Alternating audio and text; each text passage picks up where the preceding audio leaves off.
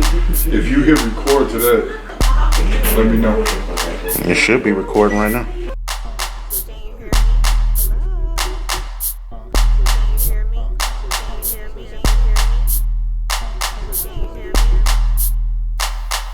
The TM was poppin', put it close to your ear hole. You want reviews, we gotta sit back for info. We poppin' and never stoppin' and leaving y'all wanting more. The TM was poppin'.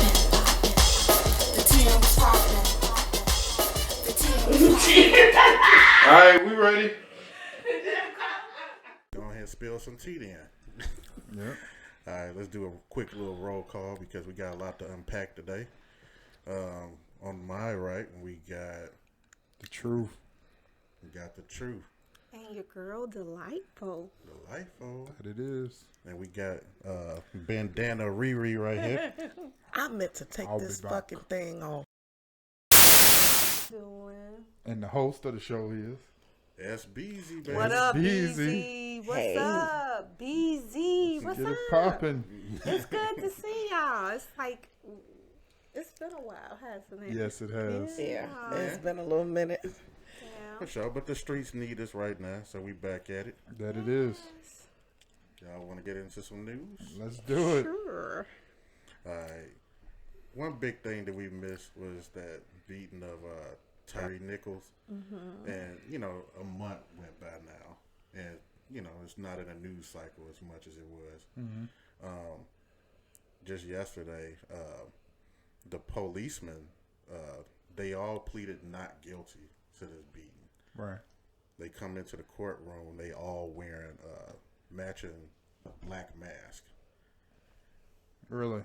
I'm taking it in a negative way because I thought they was out of solidarity and they were done with this scorpion thing. How y'all feel about that? Right, they disbanded the special unit. So, y'all are on y'all goddamn own right now. You've been fired from the police department. You aren't getting any legal assistance from the police union. It's like they have to go into cover my own individual ass mode at some point. Yeah. But I guess maybe their strategy is that, if we stick together, maybe it'll make it more believable. But I feel sorry for him because, well, that's a lie. I don't feel sorry for him because the camera don't lie. Yeah. The camera don't lie. Everybody saw what y'all did, and it's more information coming out, every week about, other reasons why this possibly happened. I heard a whole spinoff about it. He worked at Target or something like that, and that's where one of the cops' baby mama worked, and he was messing with her. and he was messing with her, and he wasn't even with his baby mama no more. Mm-hmm. But you finna go do this, you know what I mean? It's like And this is just to think that if it was premeditated. That's crazy. And then for you to take a picture of the guy and send it to And her. send it not only to her, he sent it to multiple people. They I don't feel sorry for them at all. They need to be under the jail, not behind bars, but under the jail. That was so fucking despicable that they, beat this young man and end his life and everything. Especially when he was in handcuffs, he wasn't resisting arrest or anything. And that's how you know that this was some intentional, it just makes me so mad because being the mother of young black males, their encounters with the police, we don't know what's going to happen. We don't know. Sometimes you'll get that cool cop that say, okay, all right, I give you a warning and let you off. But if it's a cop that one day just got some shit on his chest and he wants somebody to take it out on, it could be your child's unlucky day. Yeah. Yeah. And it makes me, for me personally, it makes me think, like, was they following him? Was the guy that took the picture and that sent it to the baby mama and other people, was he following him? Because how all of a sudden you come to a traffic stop that he was right. pulled over, That's... and and something in the water ain't right, or What were they doing in that area? Yeah. Was that the area that they were supposed to be patrolling? I think we'll learn more as the case goes on what exactly was going, what was really happening, because I think it looking like it was premeditated. Yeah, and that's another thing. They got charged with second degree, and not first degree. It should have been first. And that's the thing. Okay, and I feel like I get ahead of things, but that's the thing that keeps happening with these cops who overuse their power and it winds up with somebody dead. Is that they get charged with the wrong thing and then they wind up getting off. They'll charge them with first degree premeditated, and then they'll say, well, he gets off for first degree premeditated because he couldn't have premeditated this. Yeah. Yeah, this was premeditated. And now they've been charged with second degree, which is involuntary manslaughter. So it's like when it's probably worse, it's the first degree premeditated. And it's like, could they get off for second degree manslaughter? Or is that the lowest charge that they could bring that they think they could actually prove? You know what? I think with them firing them, I don't think they're going to get off. I think they're going to make an example out of these 5 buffoons. These 5 black men. And be like, see, we don't. We did it. We don't. Yep. We hold them accountable for, we don't let police officers get away with stuff. We hold them accountable. When they skin color is this color. Yeah, what I'm saying? Like, I felt like at first they hid behind their uniforms at first when they was, together as the Scorpions. But like with the mask, they hiding behind the mask now. They don't want you to see their face as they stand in trial. You know what I'm saying? Was it a full mask? I didn't see it. It was like The half mask. regular, COVID mask, but they was all matching.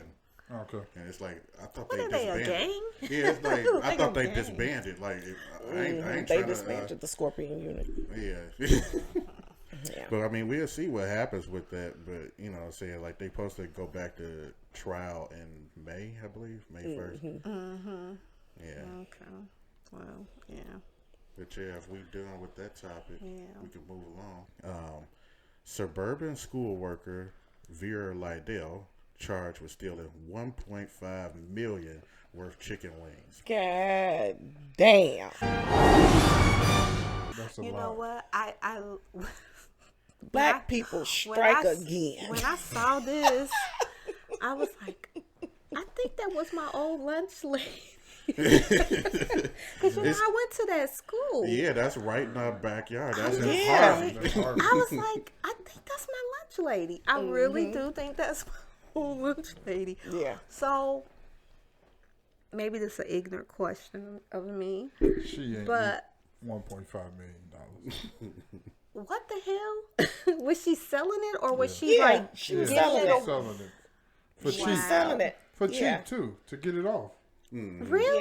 Yeah. Yeah, I think she was She selling could for have gave cheap. it to the people to feed the needy. Oh, no. She I ain't wasn't giving thinking nobody about shit. nobody. She was thinking about lining her pockets with some money. What about all these school kids that come from low income families that don't have lunches or that don't have food in the house? You could have did something really positive with this, She by did. giving. She gave some chicken wings for the low. I mean,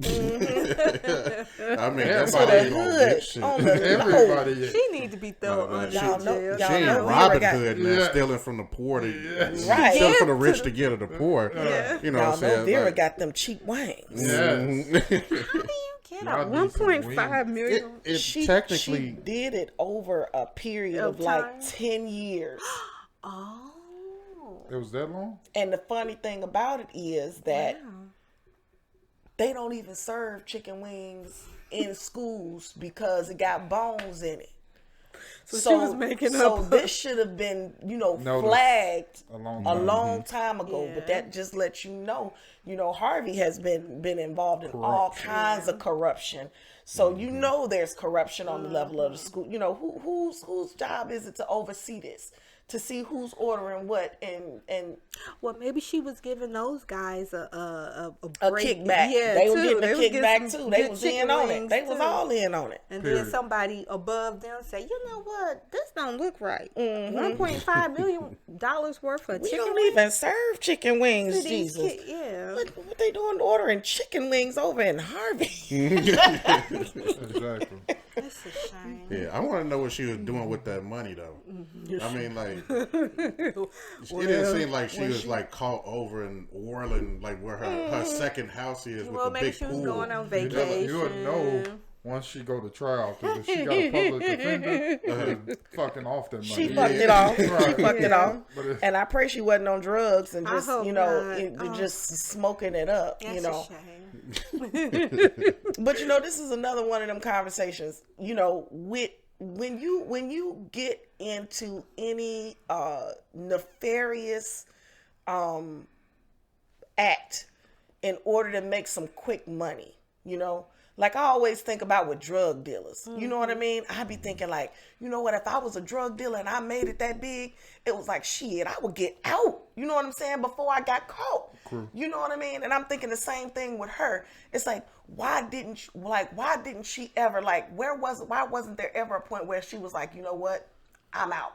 Because of what you said. You know what I earlier. mean? Greed. No, it's what you said earlier. She wasn't the only one in it. She A was, lot of yeah, people and knew. she, you know, that's when a you thing comfortable, too. when you That's a thing, comfortable too. and Yep. you know everybody on some shit, you feel comfortable and keep doing the shit. Yeah, Right. yeah. What that comedian say, Shereen? You feel comfortable? You sitting up here getting It was comfortable. it's a comedian. I remember that. Yeah, like, When she did it sparked it. yeah. I really want to do a deep dive on that dude because they said like when he did that joke, he had stole from Patrice O'Neal. Patrice O'Neal. Yeah. Yeah. Oh, wow. And we was looking last night trying to find Patrice O'Neal doing that, just so we could see for ourselves if it was stolen. But I guess that'd be to be determined. But what to wrap that up, all I was gonna say was, it's like, why don't you get out? And it's like, what do you do with $1.5 million worth of chicken wing money? It's like you can't take this money to the bank. You know, you can't invest it in nothing. You can't buy a house with it. You can't, you know what I mean? So what do you have to do just frivolous things. You can't go buy a car cash, you know, a brand new car cash. It's like, it's just little money coming in that it's just getting spent. And I don't know. It's just with not. that, she could have opened up her own chicken shack. Right.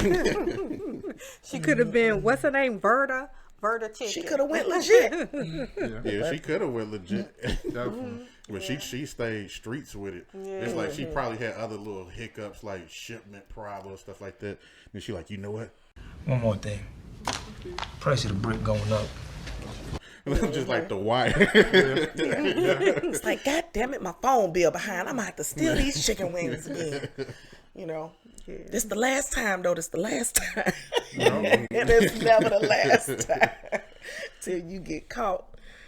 Yeah. Well, speaking of caught though, on the political side of the news, we had the Chinese spy balloon. I don't know if y'all heard about that. In the news. They shot it down, but yeah. Yeah, they criticized the shit out of Biden, saying that he didn't do it quick enough and fast enough and stuff like Because that. they all spying on each other. Yeah, but do y'all think that was illegal? Yeah, because it ain't your country, so you over somebody else's borders. So you doing that over somebody else's borders. So what are you trying to see? It's like an advanced attack to me. Like you trying to spot the weakness. Like they weak here. You know what I'm saying? No, they probably was looking to see like, okay, let's see what they doing with all our money they owe us. So let's get this balloon and see what our assets, how good our assets are. I think I'm they're just looking being to see what your weak. I'm just being facetious, but yeah, that was illegal because I I don't know if they shot anything of ours down over their countries, you know. Yeah, it pissed the Chinese off to the point where they're talking about retaliation. It's like, how you gonna retaliate when your balloon was over my shit? Yeah. You in our airspace. See, that's what I'm saying. It's like, you know, it's like they feel like they own America because we owe them so much money. So Yeah. And Biden the told him, arrogance of them. Biden told him real quick, this ain't that. Yeah. So just He so better- you know, this ain't that. You better slow his roll because them Chinese, they mad at him. Don't. Like from a legality standpoint, I guess the Chinese had a problem with it mostly because like they felt like they had the right to fly over. It was a treaty that was signed way back when or whatever, and I mean it actually do exist, but like when they worded it, they said that you could only have like such and such kilogram, you know, balloon going over, and like the size of that Chinese spy balloon, it was like three bus size length, which was way over that weight. So it's like, I don't know. I don't think that that's a good idea for Chinese to be trying to square up about something that they was dead wrong on. To me, Yeah. Well, they right now they got a president in office that ain't too high-headed and ain't gonna pull the trigger so fast, so they feel like they could pull that. They wouldn't have pulled it on Trump because he would have definitely went to war. Republicans love to go to war. No, he wouldn't, because it happened while he was in office and he didn't do shit. I'm just saying Republicans love war because it's money to be spent. He didn't do a damn thing when the exact same thing happened. yeah, he kept it hush. Yep, he kept it quiet. He kept it quiet. Yeah, so they found that out after he came out talking all that stuff about Biden and how he didn't act fast enough and strong enough and show our strength. You know, somebody did some digging and found out that it happened during his watch too, and he didn't do a damn Not a thing. damn thing. Yeah, so But then right after Maybe that, you should it have was said like- Bush. He would have went to war. right. He would have went Fool me to once, war. can't for get sure. fooled again. No. Yeah, and it was weird that like right after that balloon, it was a couple of more balloons that they started finding. They were shooting those down. Oh, they bowdy. Right, it huh? happened over by Canada, right? Yeah, people call them UFOs, and you know they think that that's a conspiracy. You know, they always say America hiding They the trying to UFOs. distract us with the UFOs because of all the other shit that's going on. They trying to distract us from something, but that's a whole nother conversation. Oh yeah. Hey, want to slide over to entertainment? Sure. Let's go. Keep this T spelling. All right, so Chris Brown, he been back in the news. He sounded off in a thread of tweets about how many people still hate him at the age of 33 for a mistake that he made when he was 17 with Rihanna. Now we watch Blueface and Krishan as entertainment. I mean, what y'all think of that? The world, it shows you how much the world is changing. Yeah. We more tolerable now than we was then. That's all that is. He was out of pocket when he was 17. Just like I feel that Blueface is out of pocket, and so is Krishan. She's out of pocket. So, you know, to me, both of us still wrong. So, but I get his point. But the world is changing. He knows the world should change. So, Yeah, but they crucified him for it. They did. Like, they literally hated him for it because Rihanna was an up and coming star. She was, you know, they looked at her as, you know, she's from another country, you know, so, you know, they always get better treatment no matter what. They're you know, beyond innocent and sweet. But he got absolutely crucified for it in the media, in the industry, and you know, in every facet of his life, you know. Even though, you know, he's made an extraordinary comeback. He's back on top. He's successful. You know, he hasn't been in any trouble, similar trouble. you ever understand why though? How deep that situation is? Yeah. I would say this before you even go. I would say for everyone to watch that Jaguar Wright interview. Yeah. Ever since that shit with Rihanna, he's been in fucking prison. And they holding him. And guess what? There's stuff that people know about him that I'm sure he don't want nobody to know. You know, that's why it's so important to come clean and to be clean if you're going to fuck with this game in any way, shape, or form, because they will use everything against you and tie you up. I wish they stopped bopping him on the head because he's so fucking talented. She reveals a lot of information that happened that night. Are you talking about Rihanna? Yeah, when Okay. they got into it. And, you know, for me, I think it's really so trivial that people still are holding on to what he did at a young age. Mm-hmm. You know, he did his time. He dealt with the consequences of his action. And from my understanding, it takes two. So it's two sides to every situation. I'm not condoning him for putting his hands on her, but also you can't put your hands on someone else. So we don't know exactly what happened that night. Play victim. Yeah, but I think people need to move on and let this man move on. If Rihanna then forgave him, then who are we to keep holding animosity towards him? You know. True that. I'm just saying, it goes back to the Megan Thee Stallion thing with Tory Lanez, who was in the back of that pushing that. I heard Hove. That's what Tory Lanez, dad said. That. You want to know exactly how I'm feeling? Yes, sir. I just stood here in this Los Angeles County and witnessed the worst miscarriage of justice that this world has ever seen. Yes. You want to know how I feel? I'll tell you exactly how I feel. I got some names that I want to call. Alex Spiro, Desiree Perez, and the whole wicked system of Rock Nation, including you, Jay-Z. Yes. You who say you rose from the gutter, but you have traded and bartered the souls of young men. Rock Nation made this and blew this thing up, that made her, press charges and blew this up to this severity. And if you think about it, Rihanna was maybe sleeping with Jay-Z during that time, and she was his artist, and then she get beat up in the car. It only blew her career up. It demolished his, but that, it shows you how ruthless, for me, that Jay-Z is as a businessman, because whatever it takes to move that narrative forward, then I'm gonna move it forward regardless of who it hurt.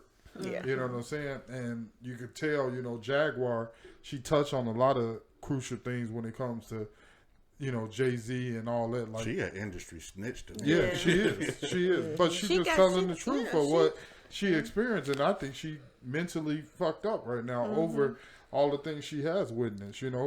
He was sleeping with Foxy Brown at 16, allegedly. You know what I'm saying? So it's like, all this stuff allegedly, they saying that, he had his hands in is crazy to me. So yeah, because I remember it was a story that Jaguar Wright was saying that Common raped her or something like that. Like she just be telling everything. That you don't know that this is going on. No, Jaguar. Jaguar Wright was saying that Common raped her. Oh, I thought Jaguar Wright was allegedly. Okay. Yeah. So anyway, like Blueface and the mama had responded to that. Do you need the mama to talk to you? You don't throw us under the bus. You throw them other folk under the bus. You was doing good when you had them other folk under the bus. Now go ahead and rewrite that. Come on now. I know your mama told you don't be putting us under that bus. And another thing, Chris Brown. Blueface used to pretend to be you as a child. Okay, he was Chris Brown all the way up until he became Blueface. So technically, you set a poor example for my son, is what you did. Because maybe he just might be following behind you. Okay? So, like, Blueface mama, like, confronted him over, I don't know if it was Twitter or whatever social media. And she was like, yeah, you bogus. Like, you don't snitch on us or bring our names up like that.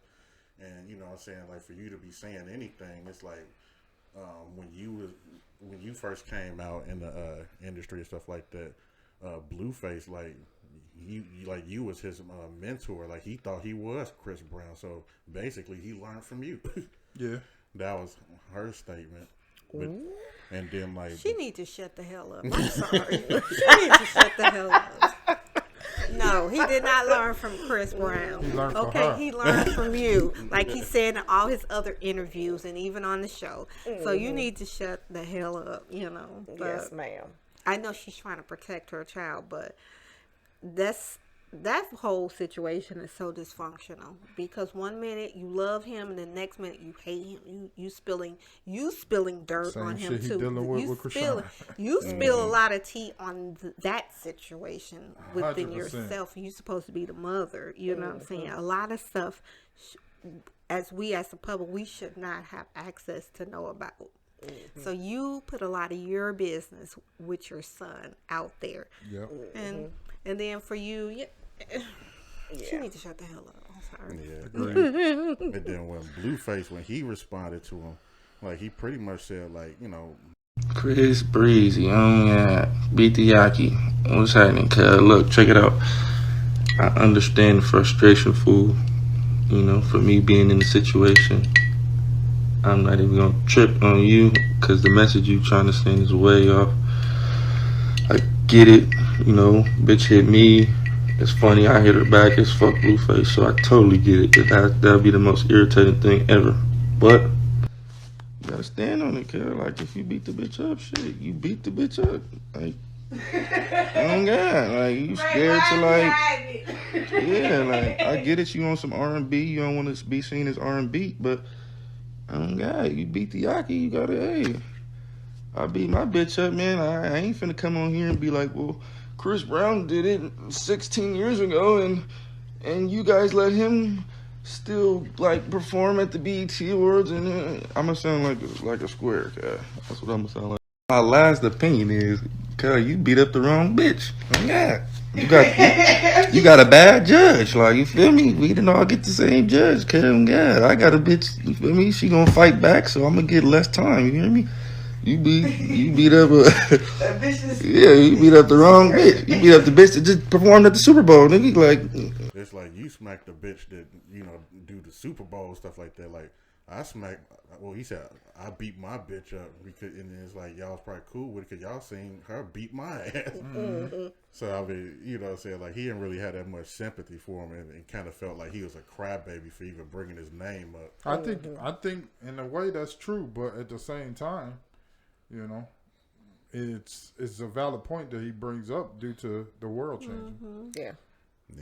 And I think it was just him using that as an example. I don't think he was actually trying to dog Blueface out, him and Krishan, because everybody can look and see that is a train wreck. Yeah. But we know that that's for entertainment value and to push their careers, you know. But yeah. Yeah. I say if domestic violence was wrong in 1950, it's wrong in 1970. It should be wrong in 1990. It should be wrong in 2010 and 2030. Yeah. Like that's something that shouldn't change. No, you know what I mean? But it has. Yeah. But yeah, like he went on with that thread on and on like a rant. And you usually get that out of Chris Brown, like at least like once or twice a year. When his album wasn't doing it like this shit last year. Yeah, Meek Mill, he used to be like that on Twitter as well. It's like, okay, get off the Twitter. But yeah, I'm gonna throw this out there, even though I took this topic off. We can edit it out if we don't have nothing. But did y'all hear about those 3 rappers that was found dead in Detroit? Yeah, I heard about that. Yeah, it was like, oh, you said no? No, I didn't do no research on it. I heard about that. I heard of bodies being found in Detroit. I didn't know it was rappers. Yeah. Oh, okay. Well, I'll leave it off there. No, I want to talk about it. I want to know what the hell going on. Oh, well, you can fill everybody in on what it is, because I'm not even really fully clear on who they were. And yeah, they was like rappers that was like trying to get on, so like they used to like go around their little circuit and do performances and stuff. It was a video that came out. He just be broke. Man, Bro, what are you? huh? Broke as but I'm good at balancing my budget. All I know is this, dog. If you ain't on this, bro, leave me alone, bro. What is it? Call of Duty. Get on it. Nigga, I don't be playing. I don't got time to be I don't play playing neither, games, man. I'm nigga. talking about real I'm black outside ops. with it, nigga. I'm talking about real black. I'm playing real ops. life, nigga. I'm not on the game with this real life shit. Real black Nigga, ops. I'm not. This not GTA, Black nigga. I'm playing real life. Black I'm out here making moves and shit, nigga. I ain't got time for that. Talking about all black ops over here, this bro. We don't nigga. do nothing else. You still playing? Shoot 'em up, bang bang? No, in real life though. That shit really became real life. Oh man, these niggas are shit. We gonna touch the shoot 'em up, bang bang money too. So you gonna put that on your next scene? I mean, on your next Let's go. You know, if you on go, your podcast.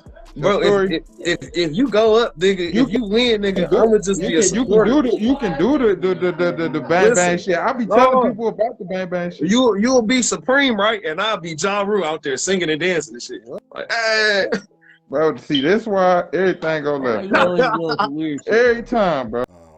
Later on after that video, those rappers didn't show up at a performance. Yeah. And it got canceled, right? They got canceled, and like they didn't find the bodies till like a week later, like in a abandoned building or something. Up in the basement. You know about this too? Yeah, I read on. Yeah, like it looked like they got killed upstairs, but then like they brought them down to the basement where it was like rats and stuff. It didn't really stay in the news cycle that long, but I thought that was like crazy, like a big murder like that where you got 3 bodies. Yeah. But you know, from what I read, Sean, 2 of them was rapper and 2 of them were rappers, and the other one was a friend, and he just happened to go along with them to I guess when it was going to do the performances. But it's really sad that that these 3 young men lost their lives and nobody really paid much attention to it, or they really didn't focus on it. It's like, oh well, 3 black dudes dead, so let's move on. And yeah, because I thought they said that they was robbed and like execution style killed, like they was execution, so yeah, that's really sad. Yeah, it is. I don't really have that much more to add to it. I just wonder if y'all even heard of that. Yeah, I read on it. Yeah, but their families, I think their families reported it immediately. Yeah. So I mean, I'm glad that they had family that noticed them missing, because they probably wouldn't have been found for a lot longer. Yeah. Had no one said. Yeah. And I think when they initially reported it, I don't think the police took it that seriously. Yeah, because they was kind of slow dragging their feet on the whole investigation. Yeah. Like, oh, well, maybe they just, decided to go out and just party. They probably hung over or whatever. So, yeah, well, when they show up, they show up, Yeah. And then, like, the mother, I believe she knew that something was going on, because, like, after he didn't come home that first night or something like that, then, like, she already said, like, I know he's gone. Yeah. Like, that was just too unusual for him. Like, something happened. Yeah. Sad. Very sad. But, on to something more lighthearted. We got sports. What y'all think about Superbowl 57? To be honest, I'm kind of pissed because I wanted the Eagles to win, but congratulations to the Chiefs. I still want my steak. Yeah. Mahomes carried me all the way through fantasy season and all the way through. Yeah. So. Whoop-de-doo. Yeah. Did you have some body pick for that game? I had KC. I said I think the Eagles is gonna win, but I'm sticking with KC, and I took KC. I didn't watch it, but I saw the score and I noticed it was 38-35 or whatever. Thought it was a good game. Yeah. I didn't see the whole thing myself. Like, I saw like all the way up to halftime, and then I had to take Alana home. But they was winning. not by a huge margin. The but Eagles, it looked like they was in control. Yeah, when I looked up the score right before half, they was up 14. Yeah, it was a damn good game. Their fate didn't change until after the second half. They got their asses whooped for the first half, pretty much. But then that second half, they fought their way back, and once they got over the hump, they stayed. What do y'all think about, I know this isn't part of the topic, but I guess it is. What do you think about people saying that a lot of this football is like stage? Any thoughts on that? Do you think this was like stage in a sense? I heard about that. Yeah.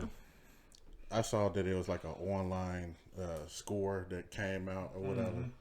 And I don't know where those numbers came from. But I think it probably was like kind of linked towards piggybacking on what you're saying. Like every single year, like they do a Madden simulation of the Super Bowl. And they said like out of the last 18 years, 13 of the times the winner of that game ended up winning in the Super Bowl, which the winner of that game was Philadelphia. Wow. Yeah, but of course the Madden didn't happen this year with them being accurate, but that end of the score game was similar, and I don't know if they took that Madden score. Yeah, it's possibly that's what that was. I think that somebody put those fake scores out there to entice more people to do this this online betting and all of these sports book apps and stuff like that, because like those apps are like just raping people worse than the casinos. Because you know, we were watching what's our guy's name, the scientist, the black dude, because we was watching him with Joe Rogan. Neil deGrasse Tyson. Statistics that we make of probability and statistics. The sad part of it is there's an entire industry that has risen to exploit that fact, and they're called casinos. The fact that you could go to a roulette table and somebody's got a lot of money on 7. I said, why do you have money on 7? It's due. What do you mean it's due? Well, look at the previous rolls, because they'll show you the previous rolls, and 7 hasn't appeared in 20 rolls or whatever the number is they put. So it's due. No, it's not due. This is a failure of the human brain to understand and interpret probability and statistics. There are people who are going to roll dice, okay? If they need a low number, they'll take the dice and like gently roll them. So if they need a high number, they'll throw them hard. This is nonsense. This is crazy. And he was talking about just with casinos themselves, just the probability of winning in a casino is so low. Like if you look at those numbers, you would never go into a casino and play. And it's the same thing with these. I think it's even worse with the sports betting apps. Like the probabilities of you winning are like so fucking low that you should not play. You literally should not play. play. After you lose so many times, you feel like it definitely got a hit on this. Right? Yeah, he said Neil deGrasse Tyson. He said something about it's due. Like, no, you're due to lose again, and this casino's due to take your money. So yeah, I think that could be that's a conspiracy theory of mine. You know, to get people to bet in the sports book apps, thinking that I'm gonna win some money because somebody leaked the scores. It's all about money. Did you think the Chiefs is gonna win that? Yeah, I never bet against like Mahomes. I think he's a different breed. Same thing I said. One of my buddies at work, he said, "You want to take up a little wager for the game?" I was like, "Well, I think the Eagles gonna take it, but I ain't betting against Mahomes." And then I cut the bet off right there. Yeah, but like, what y'all think of the halftime show? Maybe we should start with Riri. Yeah. Oh, I enjoyed it. I enjoyed it thoroughly. She did her thing. I mean, look, I'm not going to get in trouble and compare her to nobody. Rihanna did an amazing job. It was a great show. Congratulations on being pregnant with your second child. And that's all I'm going to say about that. I didn't watch it, so I really have nothing to say other than congrats. She is Rihanna, and then there's everybody have their own individual style. So congratulations on the pregnancy. I'm mad. Yeah. ASAP? Yes. Why? Explain, brother. Yeah, I think she a beautiful person. And I think this dude gonna go to jail. Think so? Yeah, for that shooting of his friend, and he testifying against him. He was already arrested. I think he's gonna do some jail time. So he's gonna be away from his newborn. Yeah, he's gonna be away from him. He on attempted murder. Like this ain't. He on attempted murder, but then he also on the cover of Vogue. Yeah, I know, but that don't mean nothing. Yeah. If he can't buy his friend out from testifying against him, he's screwed. Well, we hope that he lands on his feet. About all that. Yeah. Well, it don't matter because she a billionaire, so the kids are gonna be very well taken care of. So billionaire. They said she's like just from the Super Bowl alone, she gained like 1.5 million followers. Her makeup thing went up 500% or something like that. So it was a good win. It was a win-win for her. It was a win-win. And then on top of that, they said the ratings went up from the Super Bowl, and then the halftime show had more ratings than the Super Bowl. I can't believe it. She so every song that she had, I loved. Like every hit that she had, I don't think I didn't dislike a song that was a hit from her. You know what I'm saying? She's an icon. Yeah, bitch better have my money. Bitch better have my money. That's the only song I don't like, but it's still, if you in that mood, like bitch better have it. You playing that, you know what I'm saying? So yeah, but at least they didn't do the Black Panther song. Yeah, that would have been a letdown. That would have made it kind of sad. Yeah, so maybe that's why she didn't do it. Yeah. Yeah. What you think? Well, I mean, I had really enjoyed the show. I'm gonna start with that. But like, I thought it was a little underproduced compared to like the last couple of Super Bowls, like when we had Dre, Snoop, 50, and you know what I'm saying, like they had the people dancing on the stage, and with you being zoomed out, you could see the people dancing in formation on the ground. We had Beyonce. That was not too far from where who was Rihanna that? Was did. that Coldplay and Bruno Mars? Bruno Mars. Yeah. Like that's crazy. Yeah, that was another good Super Bowl. J-Lo and Shakira. That kind of fell flat. Blah, blah. And then what's his name? The Canadian, the singer. The Weeknd. The Weeknd. The Weeknd. Like you saw how the Weeknd set was, and like how he was like walking through those hallways and stuff like that. Like they put more production into it. Hers was like a performance that you would see normally, like if you bought a Rihanna ticket to her show. Well, she hadn't performed in 5 years, so exactly. I thought she wasn't gonna even do any more music since she's so into doing other stuff. So she don't have to do it. Yeah. Some people say like some of the best Super Bowl performances is like the Prince, like back in the days. Yeah. They'll say like he performed in the Purple Rain in the rain. and then his stage was a guitar. That's like that's Prince. Yeah. So it's like I wouldn't know where to rank Rihanna. So when you asked your question, it's like I was kind of like wondering how should I come out and speak on it, but I just think like hers wasn't in the top tier of Super Bowl halftime performances, but it was good though. Okay, so we done chewing the fat on that? Yes, we All right, this one might be a little controversial, but I don't think I'm gonna talk on this one. All right, so LeBron, he just passed Kareem on the all-time scoring list. Is he the top GOAT now because of this? Oh Lord. No. You know these millennials not gonna let him have it.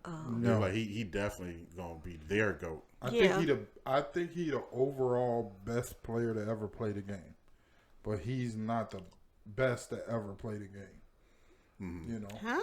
Yeah. Wait a minute, say it again. He's You the just best confused me. overall player to ever play the game. Like when it comes to rebounding and assists. Numbers. And yes, numbers. Oh, He's the best statistically? overall player to ever play the game. But he don't, like, if it's under 5 minutes and I'm down 10, I don't want LeBron. I want Jordan. It's just that simple. You know, and I tell these LeBron dudes, these young guys, I just told one on Facebook the other day, look down, motherfucker. What shoes you wearing? Stop it. Exactly. Everyone wearing Jordans. They cheering LeBron and he's the greatest and he's the GOAT, but then got Jordan's shoes on. Make it make sense. Yeah. Right. I agree with you on that. I agree. I commend him for like all the charitable acts that he has done off the court. Yes. But for me, because I watched him play and I had the privilege of watching Jordan play, I'm going to take MJ every day. Yep. Every day. Any day, all day. It don't matter. I even take, I'm not the biggest Kobe Bryant fan, but I even take Kobe over LeBron. When it comes to when you need that clutch player. When you're down in the trenches, you need that clutch player and that clutch play. MJ is. I'm gonna take him every day. Stopped. Yeah, he can't be stopped. Yeah, yeah. That number that he finally took down, that long standing, all time that he got over Kareem. You know what I'm saying? It's like I have the same comparison to Jay-Z. Like Jay-Z had the longest career out of just about any rapper. Like you seen him from the start to like he retired. You know what I'm saying? Like back in the days, like we were saying Biggie, Tupac, and stuff like that. Like DMX, even it's like they didn't have like a whole career, but like the longevity, I think from LeBron coming directly out of high school, like it was no college. He went straight to the NBA. And now he playing past a normal NBA baller's age. So like he also did a Tom Brady by playing this year, and then he probably gonna play again the next year because he want to play with his son and stuff. So it's like, of course he gonna break that record. Like he been consistent for all these years, but that don't make you the best player. Correct. Shit, Karl Malone almost took down that scoring record. Would y'all say that Karl Malone is the GOAT just because he outscored Kareem? People don't talk about Karl Malone. Right. They talk about all the bad stuff, but they ain't gonna talk about him on the basketball court. I think he's an unbelievable dude. I think LeBron James, for him to stay out of the news, for him to be labeled as what he is, I take my hat off. But my thing is, the best of all time, a GOAT is when it's time, he can't be stopped.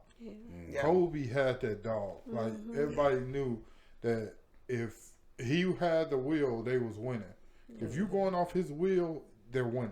Same thing with Jordan. And for me, I mean, I think about, okay, what if Michael didn't retire those 2 years or they probably won 8.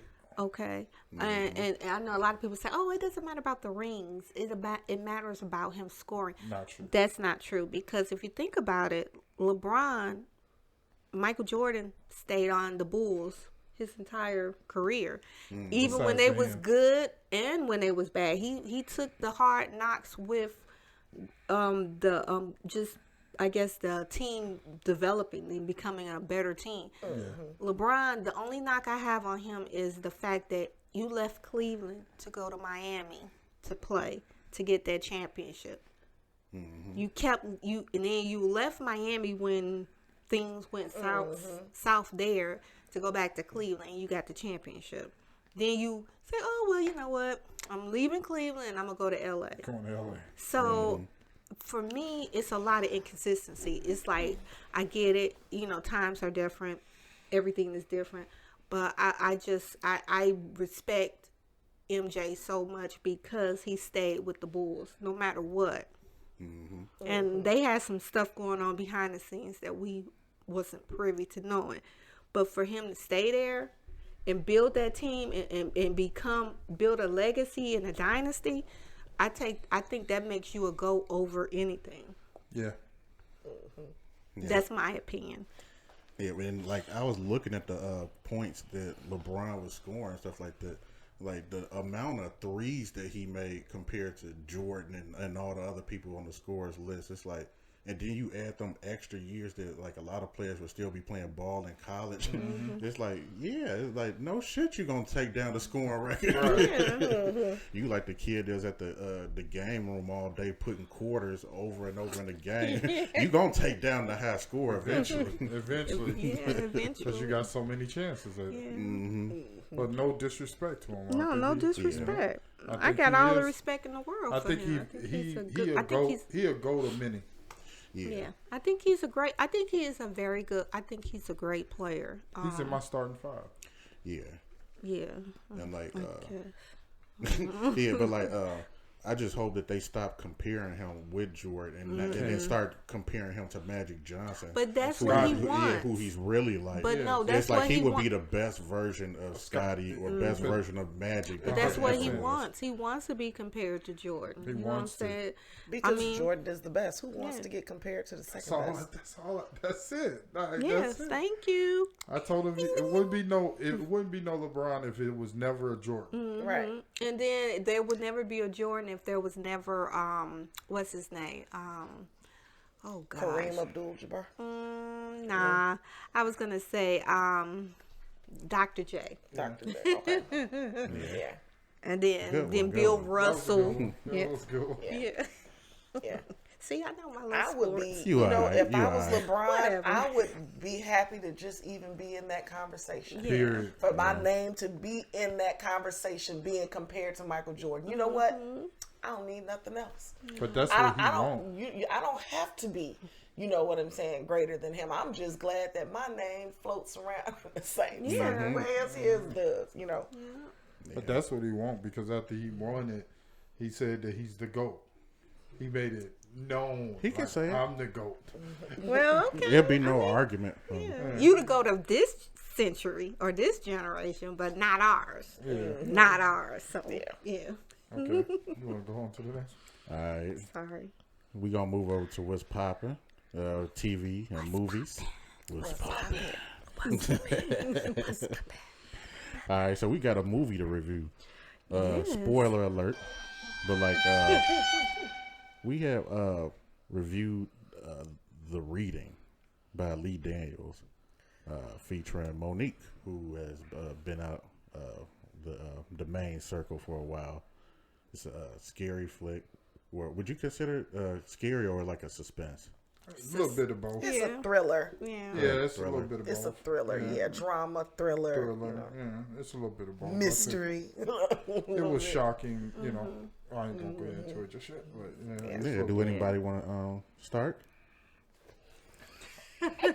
Delta finished it first, so I think it's only right that I she can gets start. I can start. You can go ahead. I'll let you go. Yeah, it was like I really didn't want to see the movie, to be honest.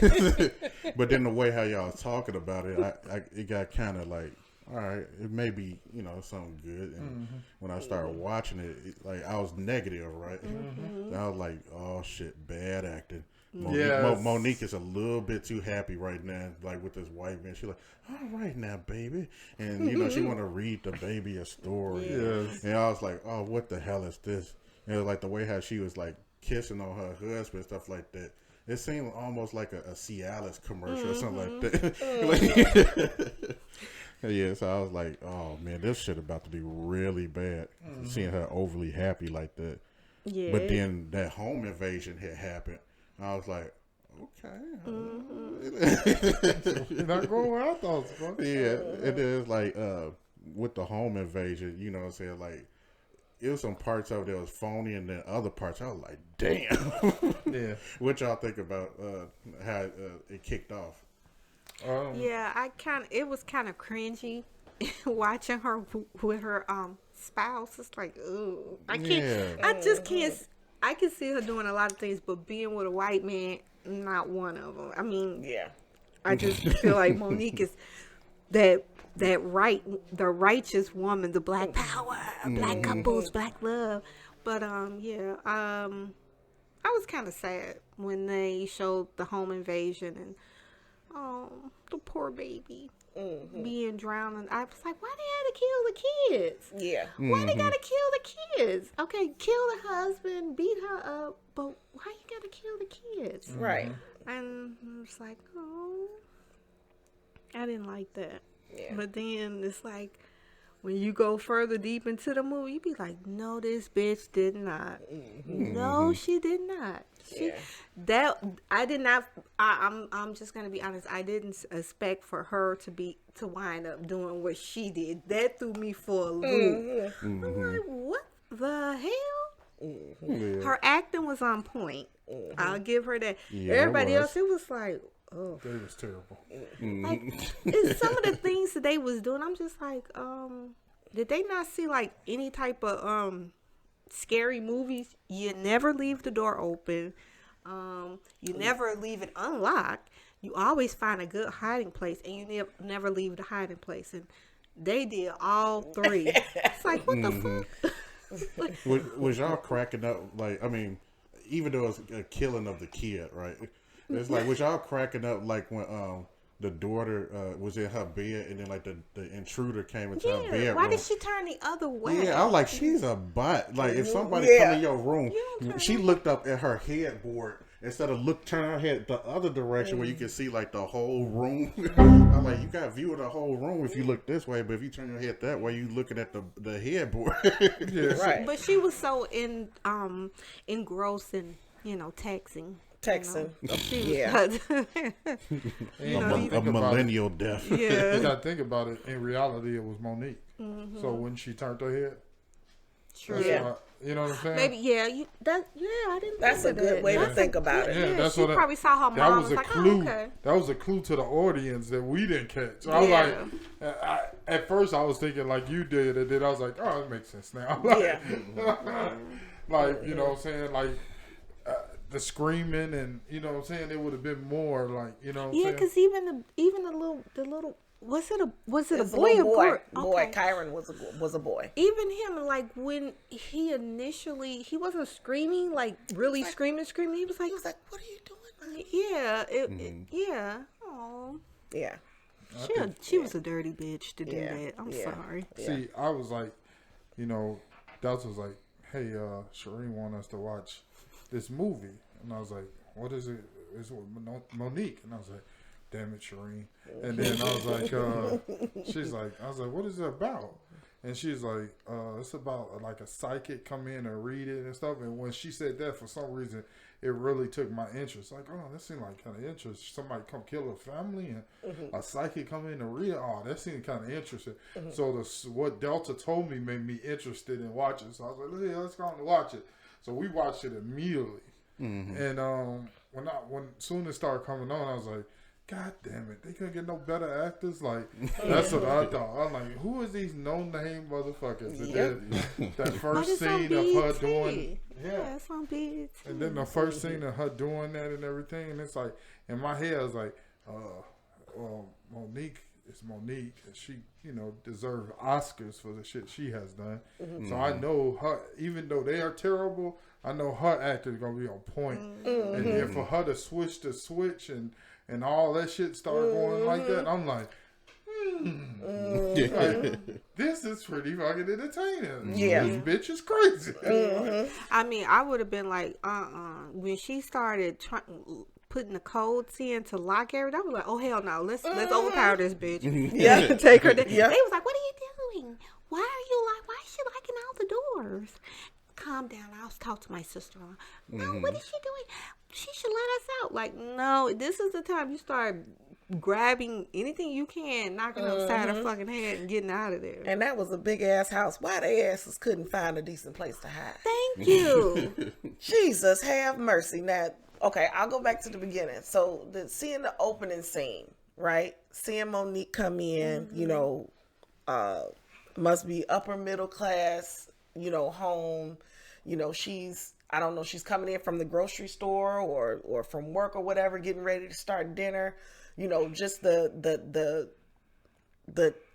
process she goes through with who's my favorite baby and just the love and all of this, and it's like I was side-eyeing it from there because it's like, that ain't no Monique shit. You know what I mean? This is. I know that white girl was cringing like, all money ain't big money.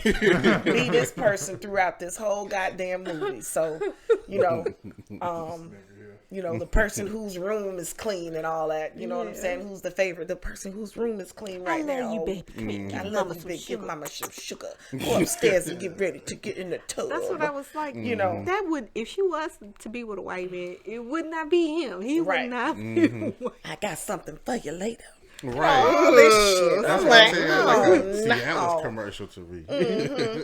You been working out. I like it. I'm like, come on, y'all Girl, going you putting 20 on 10. Right. So, what do you rate the movie for you, for everyone? You just cut her off. She was. Oh, I'm sorry. What, to be honest, when the girl came in and they started doing the reading, and then she started, being possessed, and I was thinking, for me, just looking at the trailer, I'm thinking like, oh my God, maybe she's gonna be after them because she's possessed. Yeah. But then when it turned out that Monique was the psycho that killed her whole family and was finna kill them, I'm like, what the hell? And she was fast as hell in that movie. Did you see she was Did running? you see that bitch run? I'm like, she hit that. She was crazy. I was like, what the hell? Like, why is they running in slow motion? I knew Monique had been working out and losing weight and shit. And they said that they sped the camera up. Nah, she was gone. But she was still moving. The way she hit up them stairs, boy, I jumped. I was like, woo. I told you that. I was like, she pretty fast. That bitch is gone. Yeah. So, what was the psychic girl's name? Was it Ash or something like that? Yeah. I was pissed with her when her friend was fighting and she was just sitting there.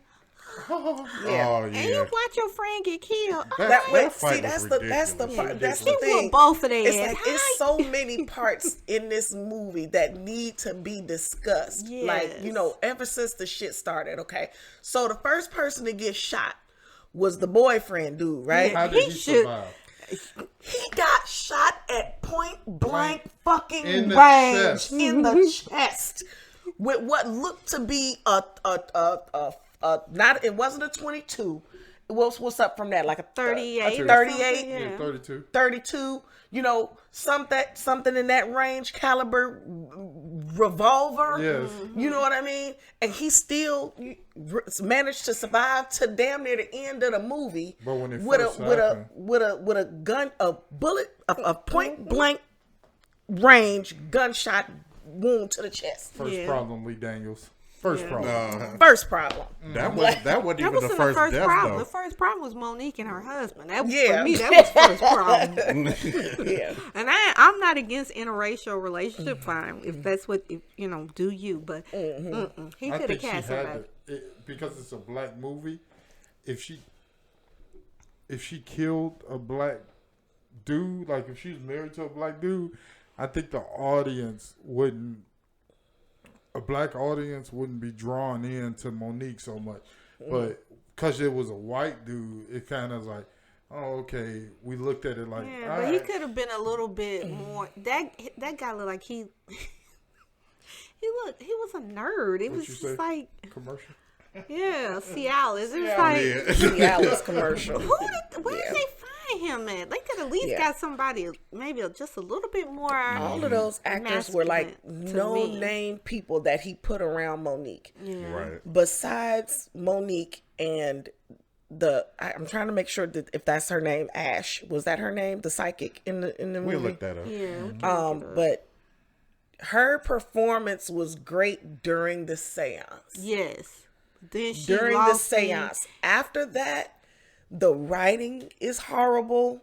The situational, there's situational humor, but it's to the point where it's corny. ridiculous. Yeah. I thought it's funny, funny because it's absolutely ridiculous. I was like, I told you, Jen, I'm like, are they blinds up underneath all that black weave and stuff? Like, you go to a room You don't lock the door? Right, You when leave her it cracked? and her boyfriend was up there, Yes. and they just sitting on the bed talking with each other. Yes. Yeah. I'm like, y'all are in this woman's house. Right. Y'all look like y'all at y'all parents' house or Yeah. something. I'm just like, did they not notice that she does have all these cameras? So she has the big. She told her that when she gave her the tour through the house. She said, I got cameras everywhere. I got Motion sensors, soundproof and bulletproof windows, and I even got a gun that I don't know how to use. I thought it was. That's what she said. You're giving the voice. She said, I got a gun I don't know how to use. You know, voice. and when she went up there and I saw her on that tablet, I said, oh shit. She locking their asses in there. She locking their And they asses sitting there at the table like, what is she doing? It's about to go down. What is she doing? What is she doing? You She wouldn't- finna kill y'all. I They were don't care. like, I put myself in that situation. You wouldn't think that she was locking you in. I didn't give a fuck. I wouldn't have jumped to psychic. that. Wait a minute, but the psychic knew. Remember? yes, 'cause She she kept knew. saying she felt something was wrong. Yes. She felt weird. She felt Yeah. like something was wrong. Now she did not know what that something was, but she didn't even. They weren't even. She shouldn't have even done that job. She was trying to quit before they did that job. But her boyfriend Was money hungry. was money hungry and wanted to do this job because they could get 20 from them, and then coming in at such a high price point should have been your first red flag. You know what I mean? But first, the other part we didn't talk about, the way the movie started with them bribing the white boy, making him give donations to some type of foundation or something like that. That was theirs. So what it does is it makes you think that they're scammers, but they're not. And I think that confuses the audience because you're in a state of confusion. Like, are they real or are they not real?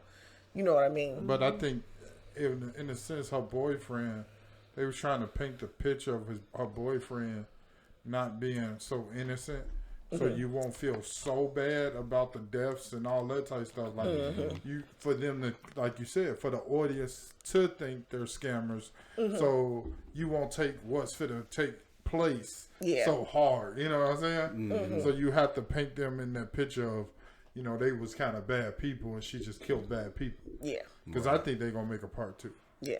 I hope not. Because I hope not. Yeah.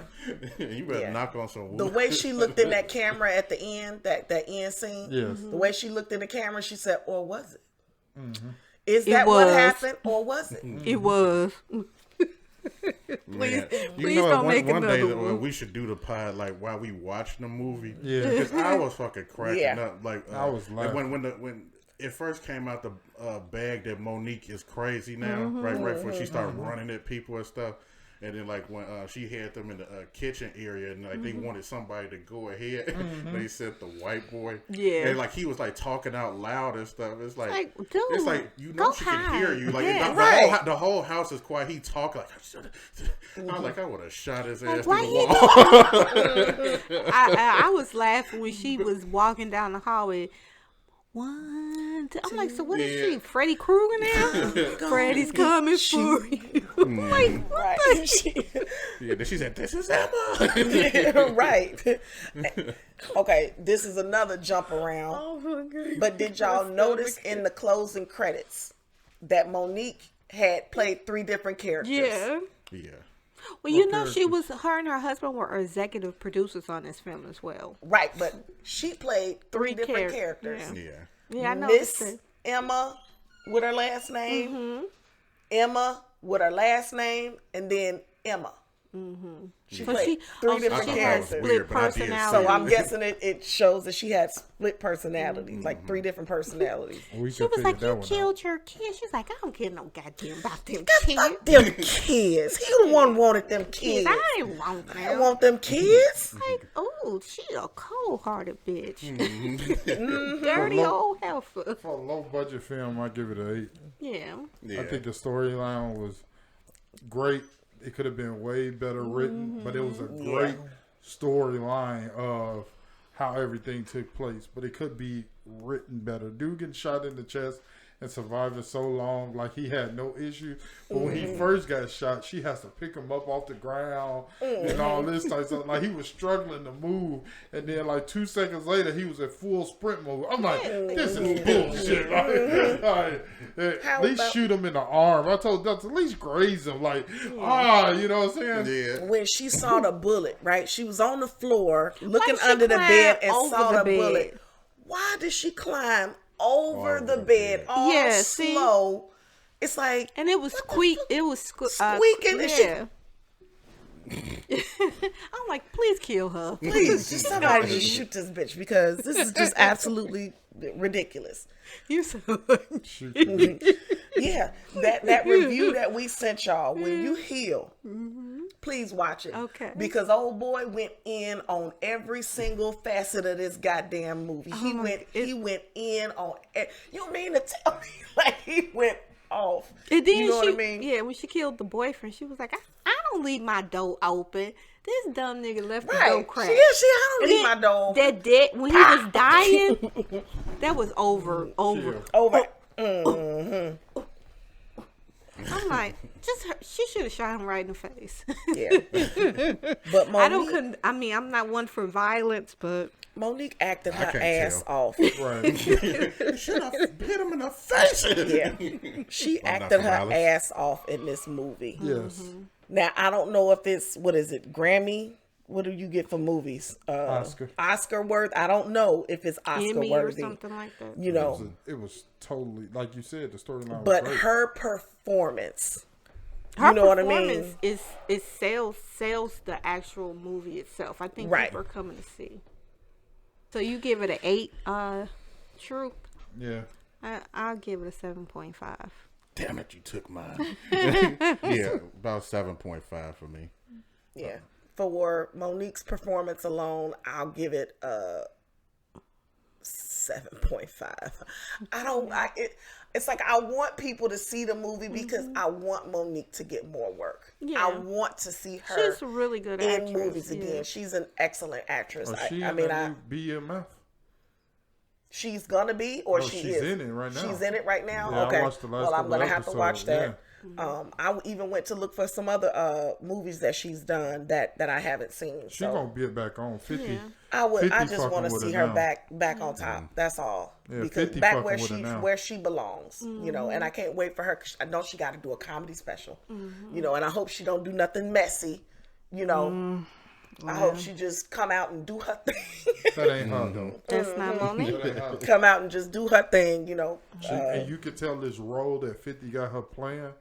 She like I think it's gonna go down. Like her role is, you know, she's like a gambling host in the hood. Like, you know what I'm saying? Oh. And everybody know her. You know what I'm saying? She a bad chick in this one. So I think her role is gonna be some shit going down. Okay. One more thing before we get off of this. What did y'all think about the psychic having so much powers, but wasn't able to have enough foresight to see stuff before it happened? Like, you remember Lion-O from Thundercats? You say, "Give me sight beyond sight." What has the eye of Thundera's sight beyond sight got to do with this? It seemed like with those psychic powers, she like, we don't need to go in this house tonight. Just start shaking. I don't think it worked like this. There's no way of knowing. There is a way. Sword of Omens, give me sight beyond sight. I see nothing but an ancient book.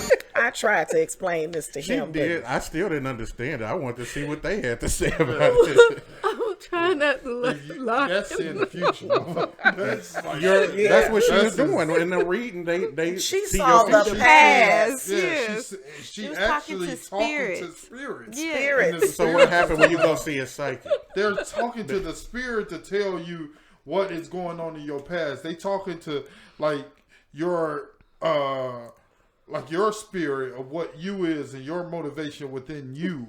You know what I'm saying? Of what you can do. They don't know shit of what your future holds. They just know you have this in here. This is in, because deep inside it's things that you're doing right now through life, that your spirit has different plans of what you should be doing for your life.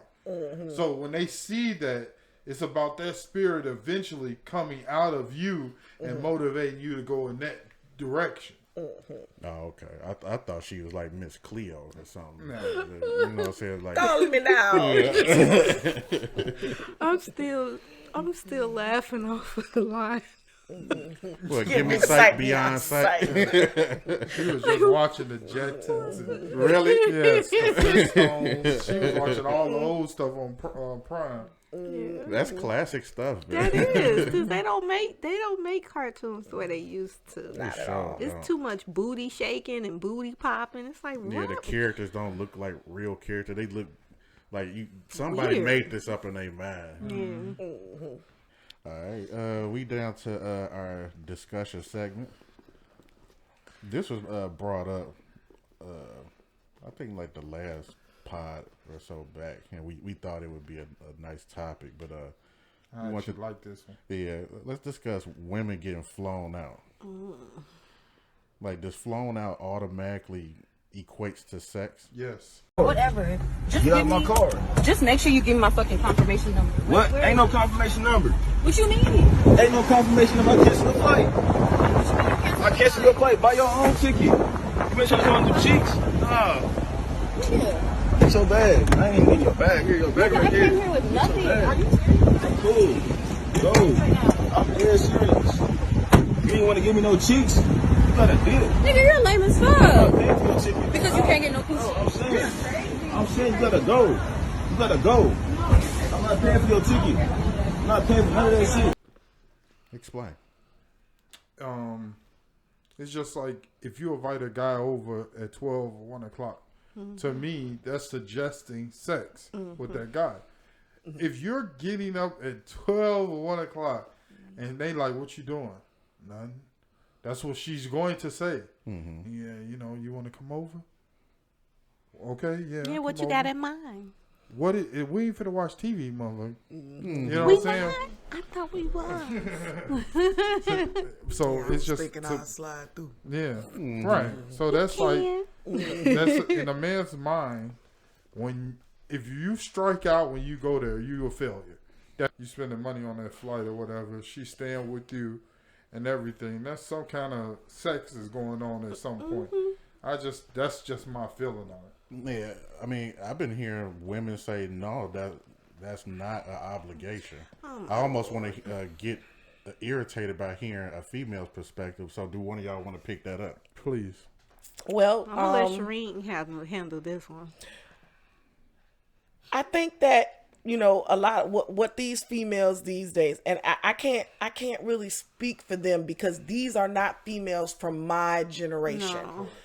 Females from my generation, if a nigga took you on a vacation you gonna have to Wisconsin you giving something from up. Illinois, you expecting to give up some ass. First of all, you're not going if you don't know this motherfucker well enough, or if you haven't even fucked this motherfucker before. You know what I mean?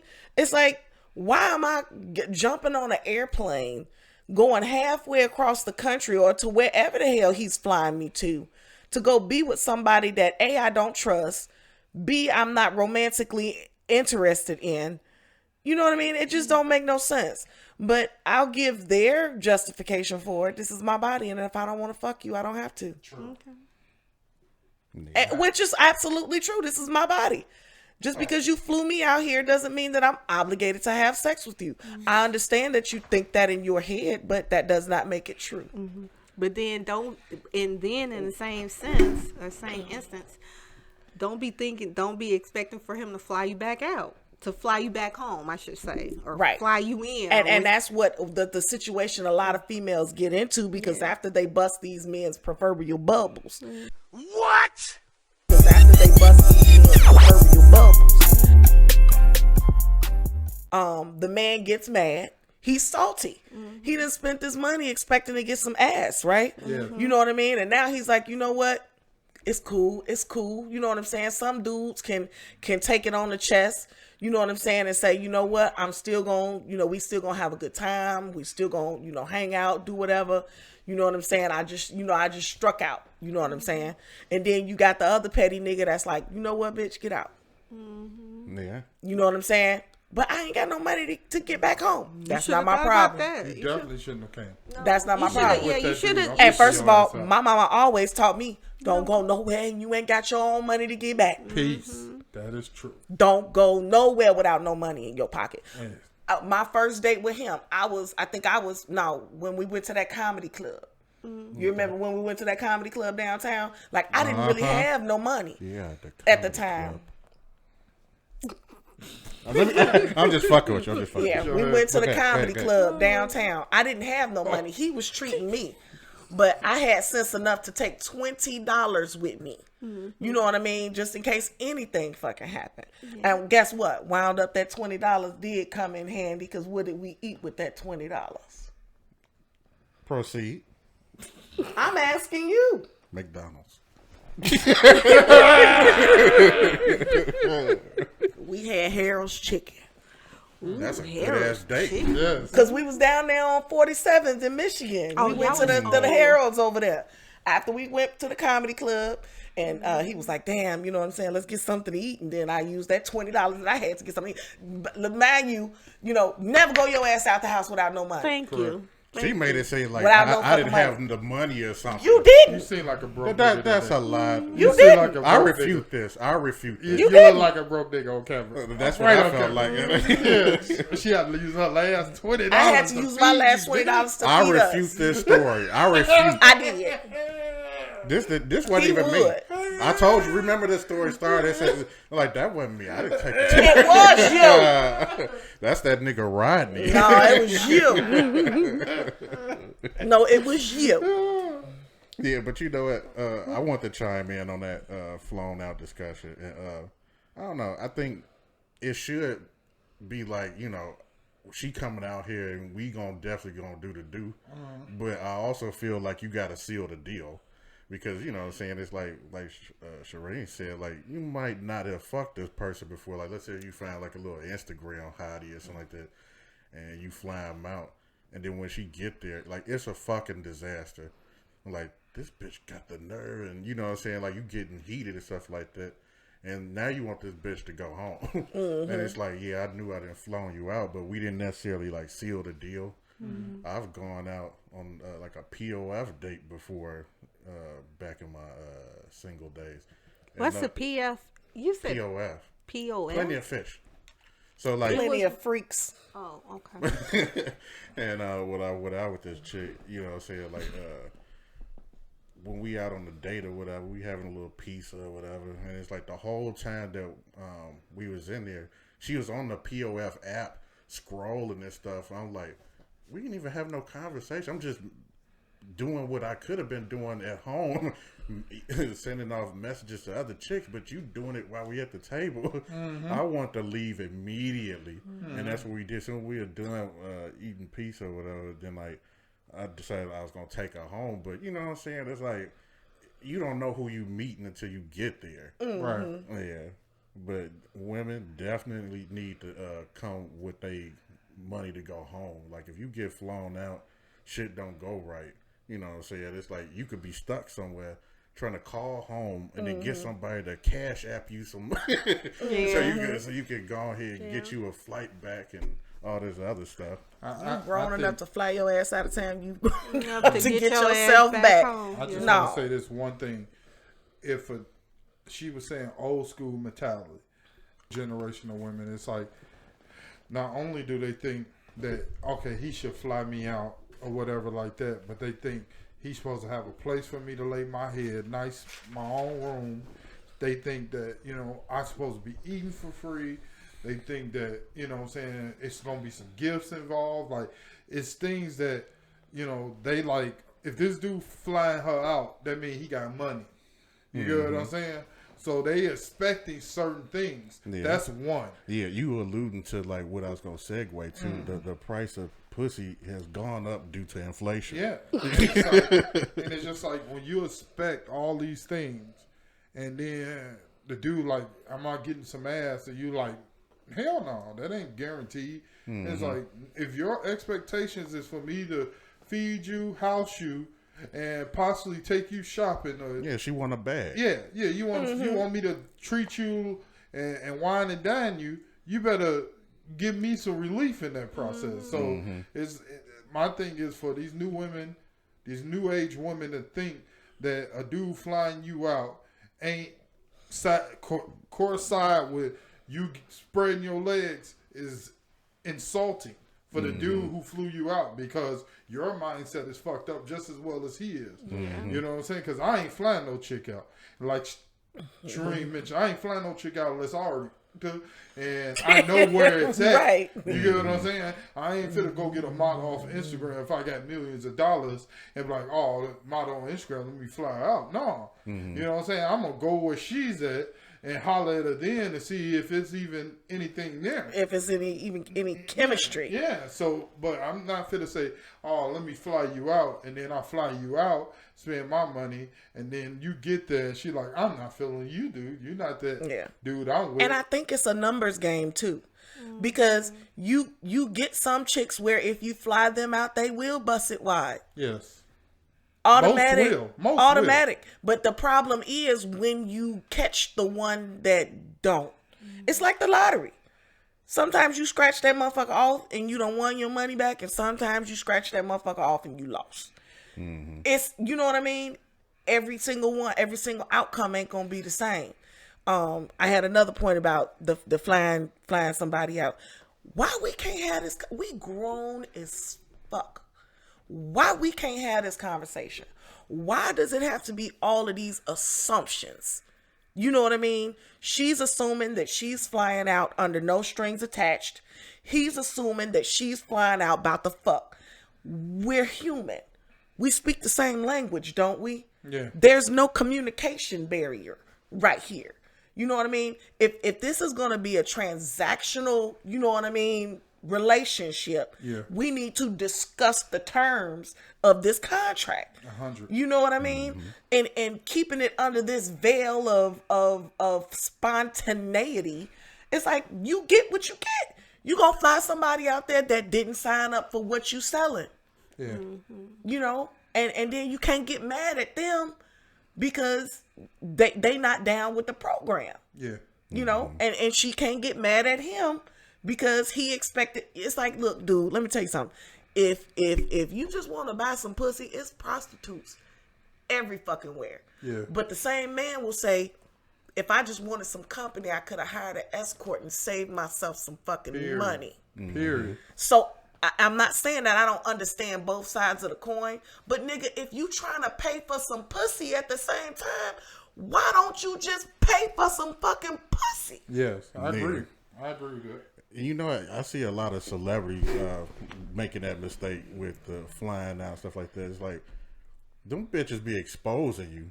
Women love doing the reveal on the dude that they fucking with. And it's like, they would have probably been definitely better off, like, just paying for some pussy, you know, like, from a prostitute. Right, especially if he got a girl or some shit, and he doing some shit on the creep.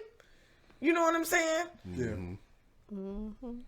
And because not only with the prostitute do you 9 times out of 10 get discretion. You know what I mean? She's not gonna want to. This is what she does, and she's not gonna want to go tell everybody in the world that she did it with you. It's what she do every day. You ain't nothing to her but another dick. Yeah. You know. Yeah. It sounds like we Yeah, done with good, that. The price of pussy has went up, Sean. All right. Okay. Well, that was a fun discussion. Let's get into another fun discussion.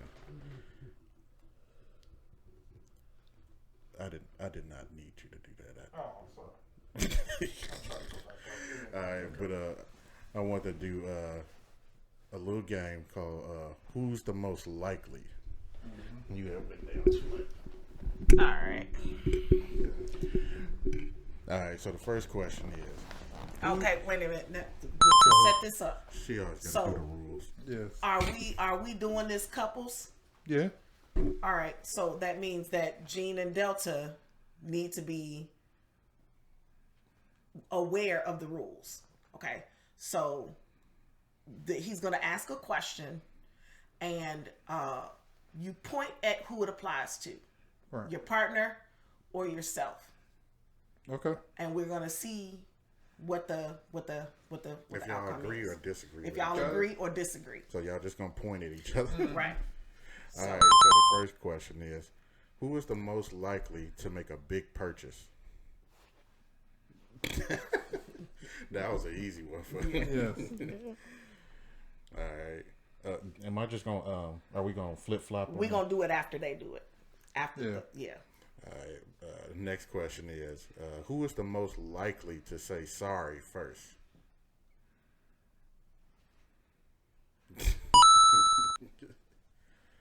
All right, and then who is the most likely to strike up a conversation with a stranger? Yeah. Who is the most likely to have their phone run out of battery during the day?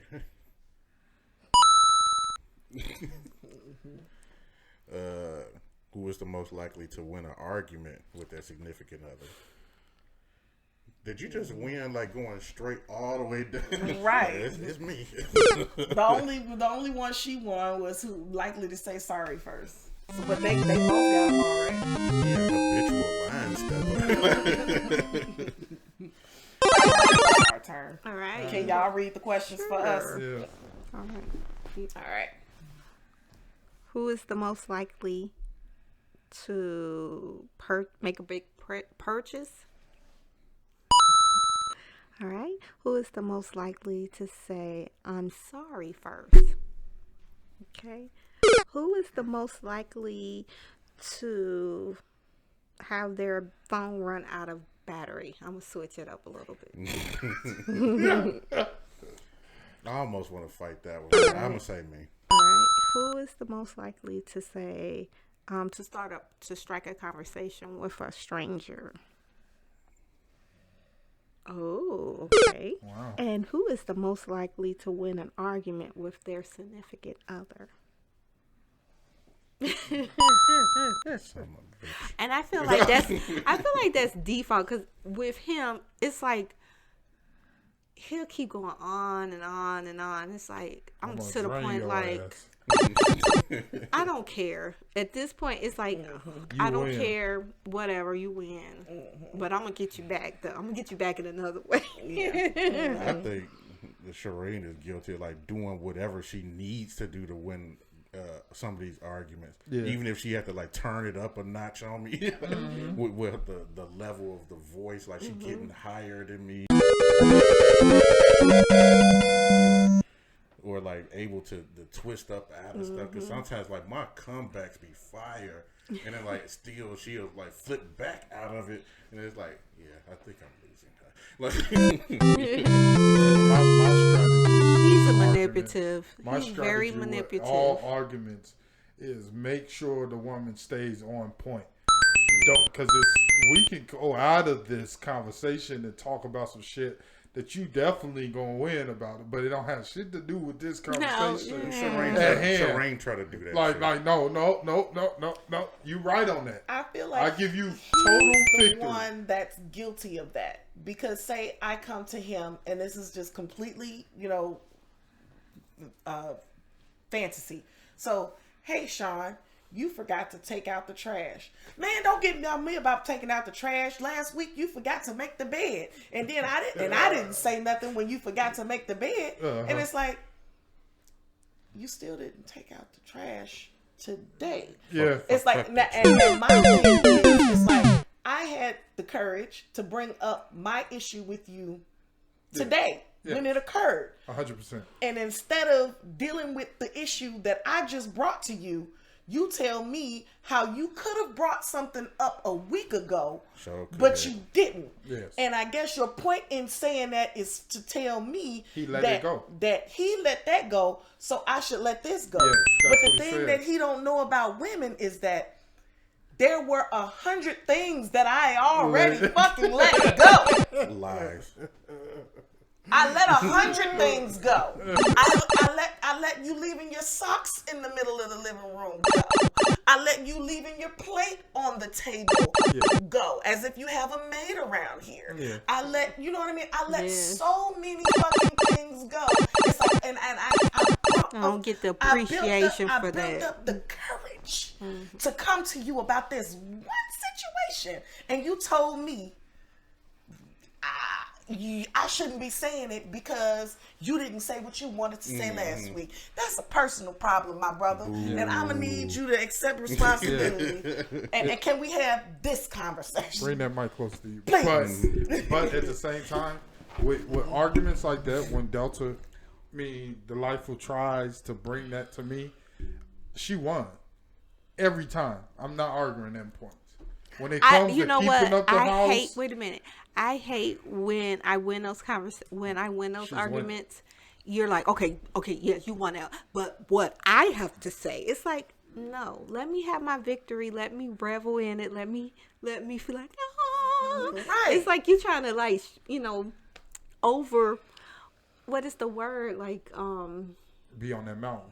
I want to be on that mountain. Yeah, and it's just like taking I want to overshadow. Overshadow my victory. Yeah, and then it's like, how many victories have you won compared to how many I've won? When it comes to arguments about what you did around the house, the woman to me is always the winner in that conversation. She could come to me and say, "Oh, so I got to take out the garbage." Like, you know what? I'm a lazy son of a bitch. You're 100% right. And I still have to take out the garbage. I still have to take it out. Like, you winning. But I still got to take it out. You winning, though. I'm letting you win. I don't want to win. I want you to take out the garbage. When you mad and you got an attitude about it, I'm like, yeah, I fucked up. 100%. But I still take it out. Yeah. And that goes back to that joke we heard with that dude where he was like, women hate comfortable, man. Women fucking hate if they see you comfortable. If a woman sees you fucking comfortable, it does something to them on the inside.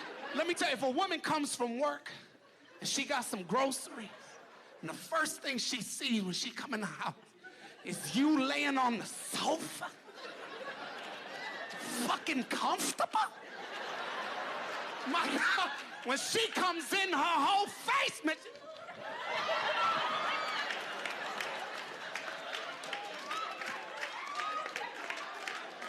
She will put the bags down slow. She will talk to women who aren't there. Look at that shit. Look at that shit. Women hate to see men comfortable. Comfortable. We can't stand that shit. We literally cannot stand that shit because in our minds, there's always something to be done. Mm-hmm. There's always something that we could be doing. Constructive for the home that's not necessarily just for ourselves. True. You know what I mean? Mm-hmm. So for us to, be constantly getting up, okay, now I got to go do this laundry. Okay, now I got to go over here. There's a few dishes in the sink. I got to go over here and wash these dishes. Mm-hmm. All right, now I got to go. Man, the trash is full. Let me go take out the trash. And he's sitting over there playing fucking Candy Crush. It makes me fucking livid. You projecting your anxiety issues on me.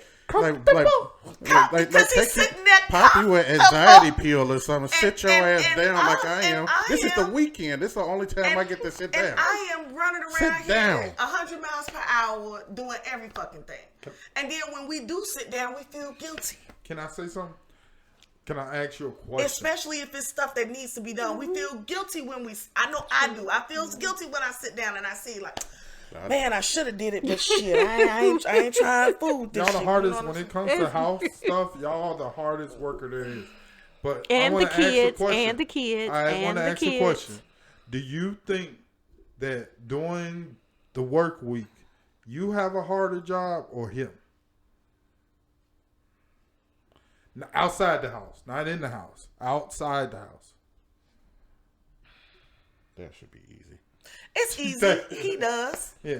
And my thing, the reason why I even brought this up. But you know what? Wait a minute. that it's like a double-edged sword with that, because even though you get a lot of calls and a lot of solving problems like you are the mediator, the middleman, but in the same sense we have the same amount of work, you know what I'm saying? Because I might not get a lot of calls, but I'm handling a lot of other stuff. Then on top of it, I have to come home and cook and throw out trash and deal with the boys. So it's like we never get a chance to have an aha moment or just a breather. Right. Because when you come home, are you washing clothes? Are you washing dishes? No. Are you thinking about what to cook? Hell motherfucking no. They sitting on we're their constantly working. We're not. It's like comfortable. That's what they doing. We never get a break. It's like we're martyrs. It's like we won't stop doing what we do, but you know what I mean? Yeah. But it's almost we can't. No, we can't. The house will fall apart. I think that's a women's role in the house, not to be sexist. So it's like, I think it just comes more natural. This is Sean Banks. No. You saying my government. Well, I'm talking about like, it's more natural for that to kick in your head. But that don't mean that there's an absence of it coming into my head. You know how many times you didn't been sick or laid down with the sleep and I just took over. I didn't cleaned up the whole front room. I didn't did the dishes. I went outside, cut the grass. I'm the person who pulled the garbage to the front and I pull it back. You know what I'm saying? It's like, it's stuff that I do all the time. You don't value it as much as, you know, you probably should, because you know that you know what you do. And, you know what I'm saying? It's like when you're in gear, you think I should be in gear. You projecting that on me. Maybe I would do it naturally, but I just wouldn't do it right now. But you already mad at me about what I don't do. Yeah, because that's what a woman does. She wants, like she said, it's always for them. It's unbelievable to me, the strength of a woman, because they always are in that mode of, okay, when I get home, I'm doing this, I'm cooking this, I'm cooking that. Or if they don't know, they'll send you a text like, what you think we eating today? You know what I'm saying? It's like they always in the mode of taking care of house. You know what I'm saying? It's just like, you know, this living room wouldn't have got painted if she didn't start it. Like, you know what I'm saying? Because they are the people like, we got it, let's finish it. You get what I'm saying? And that's just them. But when it comes to technical stuff like, you know, getting the car repaired or solving a problem with the car repair or them needing you to change a tire, it probably don't happen but once every 2-3 years, but they know when they in danger, the first person they gonna pick up that phone is you, and you gonna be there. It don't matter if you gotta catch an Uber to get to where they at, you there. You know what I'm saying? If they feeling alone and they're emotional at that point, they know that you gonna shut the fuck up and listen. We are. You know what I'm saying? So it's a lot of things that when they're tired and we hear that they tired, we listen to that. And at the end of the day, that's the most beautiful thing when it comes to a relationship, because you know that y'all always going at 100, making sure the house is good, you know what I'm saying, dealing with BS at work and dealing with the kids BS, and you know what I'm saying, and then at the end of the day, frustrated as hell in the room and just had enough, you know what I'm saying. It happened every 3-4 months for me, where it's just tears of frustration of life. You know, I need this. I need to get a little bit more freedom in that. And you sit there and listen and you try, you know what I'm saying. It might be a week, it might be 2 weeks, but you try to accommodate, you know what I'm saying, her feelings and do a little extra for her. And that's greatly appreciated when it comes from the, you know, their man in their lives. Excuse me. I'm listening. Hey, yo. So, this is a good time to move on to a question that Miss Delightful had asked. Who starts the most shit, men or women? Who want to go first? I guess I'll go first since I asked the question. You asked the question. What? I mean, you may not have had nothing on your mind when you asked the question. You thought it was a good discussion topic. Yeah, I did. Who start more shit? I guess you could say women because we are a little bit more casual. She just said it. We're masters of communication. we gonna say something. You know what I mean? I think that's our double-edged sword. Mm-hmm.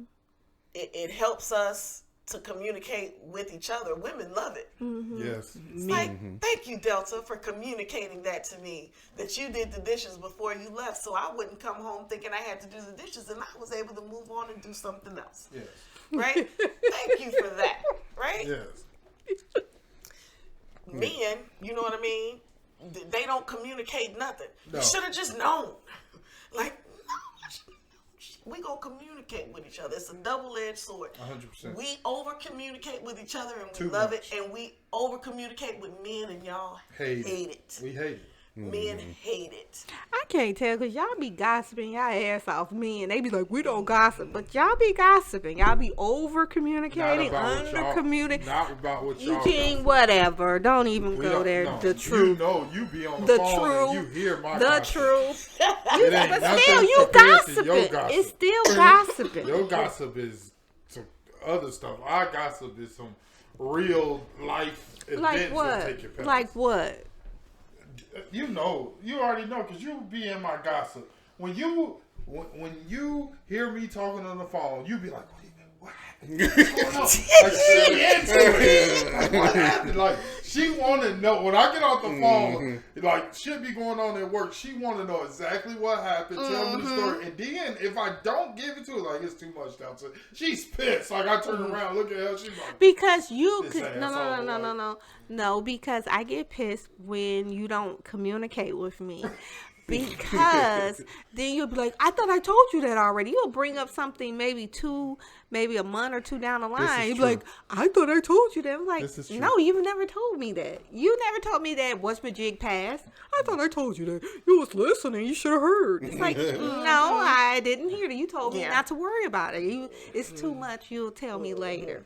But when that certain situation of the dude girlfriend came to work and she was grabbing everybody's penises. No, she was at a party. Yeah, she was at a party. Yes, and she was grabbing everybody's penises. I at said the that party. was ridiculous. No, I'm not talking about that. It's a was whole you story fully, in itself, right? Yes, was you fully invested? Yeah, I was. You was fully like, who is this hoe? Nah, Where's she live? Like she was full. Like, cause a couple of guys called me and they on 3-way.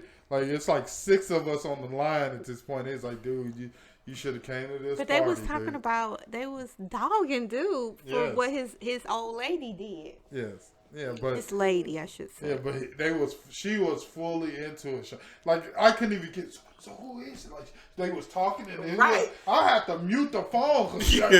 Like, they know, I know they hear her right now. She don't give a fuck. Like, now it gets to the point she's so confident. Like, if she hear Roberto or Tracy call me, it's like she don't care at that point. She's like, okay, what happened? They be like, tell Delta. That happened? Or delightful. Why that happened? I'm like, she's fully into this conversation. They at this point, they like, yeah, we know when G called G, the Delta's around. Delta's involved in this conversation. Even when Roberto got sick, and I was like, you need to take your ass to the doctor. You better go to the doctor. You better go to the hospital. You better have surgery. Yes. Take that time off. Mm-hmm. I care about these guys. Because how do you even know them? I met them. You met them because you went to work with me, but regardless, you care about them because you've been in multiple conversations over the years. And it's just like Bernie Mac said, it's like, women always trying to direct you on shit. Stop. Light red. Go. It's like, I'm getting you know what I'm saying, like, we want to get some work done to the house and stuff. And like the guy, he been giving me the shakes, like trying to get him to come over and do the work. Yeah. But then like after a second or maybe even third stand up, and then like I let her know like, hey, I reached out to him. I'm just waiting to hit him back. Well, then when he finally did respond, he didn't get an answer that she was looking for. Yeah. But since I was asked to handle it, you know what I'm saying? Like, I was like texting my message back to him saying the way I was going to say it. Yeah. But guess who want to take over? Like, you tell him. It's like, and it's like a way that, like, as men, like, we don't speak to other men like that. Yeah. Yeah, and it's like, so then I'm about to handle the phone, like, okay, you text it. It's like, I don't even know what to say because I don't communicate to other men that way. And then that made us have a blow-up argument. And it's like, it just, the shit that women do and complain, it's kind of funny that you had that comment that you said. I don't have the patience as I used to, so. Like, I got into it with our tax person. Like, I cussed him the fuck out. Like, he said he's never talking to me again. He told her, I'm never talking to your husband again, how badly he cussed me out. Unless he apologizes. And I'm like, fuck you. And I'm thinking to myself, well, that ain't going to happen, so I guess you never will talk to me. You ain't getting it, fuck you. Wow. Yeah. But yeah, women definitely more the shit starters. Yeah. I think we all agree to it. Yeah, we start shit, but shit is what makes the world go round. Shit'll get you through a day, you know what I'm saying? Just a little bit of messiness, make your day go by. Yeah. All right, let's move on to this last one. Bad energy from family. Do you ignore it or do you keep away from it? Keep away. Bad energy. What do we mean? It could be a lot of bad energy. It can be the mic. It can be a lot of things. Bad energy. It can be your mama feel a certain type of way about your wife. That's bad energy. Mm-hmm. Your sister, every time she come around, she's always saying the wrong things, and you know what I'm saying. Just your auntie, always asking for money, and you know what I'm saying. It's a lot of different type of bad energy, you know what I'm saying, that alter that relationship, because you can be, you can have somebody, your sister, always asking you for money. You get what I'm saying, and it's like it's you sacrificing giving your sister, but the family is hurting. You get what I'm saying? Mm-hmm. So when you got that, do you move away from it, or do you do your due diligence, your best, and you just ignore, the issue? Yeah, I think it's levels to it. It's like depending on what the problem is. I mean, like if something is too problematic, whether it's family, friend, or whoever, you know what I'm saying? Like sometimes it's best to keep away from it, just to keep the peace. Yeah. But you can also like keep that distance for so long that you kind of like lose your friends and family. You like isolated, so it's like it's a negative part. You know what I'm saying? So I mean, it depends on what it's over. You know what I'm saying? Like you'll never know when you need somebody. Like, yeah. Mm-hmm. You know what I'm saying? Yeah. I feel the same way. Yeah. I don't know. I for me, it's like life is too short to like just have people constantly praying for your downfall in a sense. So for me, I say I stay away from it, but in some instance, I guess it's about I always tell Eugene that I'm gonna deal with this person in increments. I deal with people in increments. When I feel like, okay, nothing that they can say is going to get to me because I'm feeling I'm feeling high this day. Like I'm on this level. So nothing that they're going to say is going to get to me. I'm not going to let them drag me down to their level. So for me, if I feel like my energy, my spirit, or how I'm feeling is not that good, then I just keep away. If I'm at my lowest point, I just keep away. Yeah, I kind of like the way how you put that, Delightful, because it's like, it's certain people that, like, you enjoy their company and when they're around, but, like, it's a time limit to it, because, like, then if you spend too much time with it, it's like, okay, this person kind of fugazi. It's like, I want to be away from them now. Like, that's enough time. Mm-hmm. So it's like, I would give examples, but I might mess up some of my political connections. Right. But like, you know what I'm saying? Like I enjoy the company, but then like after a day or two, then it's like, move around. That was a great way to break it down. Yeah, very. Last but not least. I don't know. I guess it depends for me on, what family member it is. I have an inner circle, and then I have an outer circle. Right? They're in orbit, like they're around me, but they're not they're not my nucleus. They're not him or my 2 sons or my niece or my sister.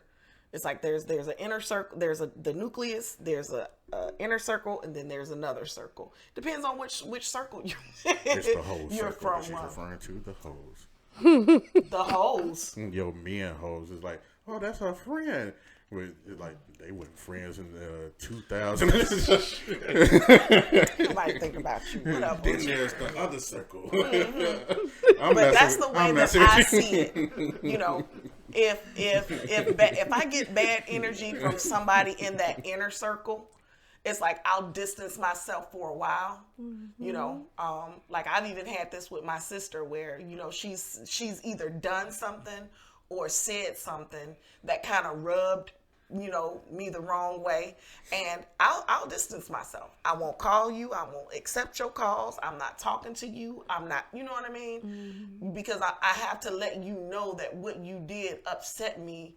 You know what I mean? But if you're in that outer circle, you can just get cut off. Point blank, period. It's like my sister, we're always going to come back together eventually because that's my sister. But I still got to set that boundary. Yeah. But the people on that outer circle, it's like you can get cut off and stay cut. It ain't gonna make me never mind. You know what I mean? I think it's all about teaching people how to treat you. And it depends on who they are to you and how much you value that relationship. True. Well, we like 2 hours and 10 minutes in there. I think it's time to wrap it. Oh, yeah, definitely. You know what I'm saying? I really enjoyed today's pod. This is episode number 6. And we need more of you guys to subscribe. Yes, please like and share. Yes, please like and share. TTWP.